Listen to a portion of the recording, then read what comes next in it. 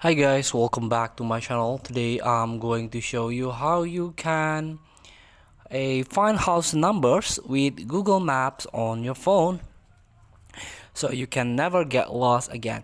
So all you have to do now, you can open a Google Maps.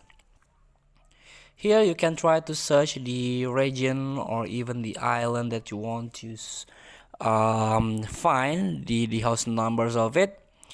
For example, I tried to find someone house number in Bali. Let's try the Kuta area. You can zoom in, search the road.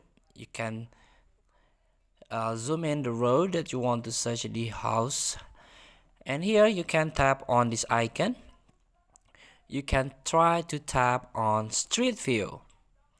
Again, you can go back, and again you can zoom in. Here you can tap on Street Views. Here we go.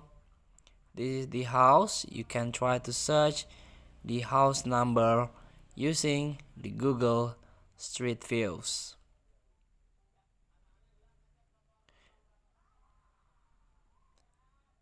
Feel free to try. Thank you for watching. Don't forget to comment, like, and subscribe. And also click the next button below. See you in the next video.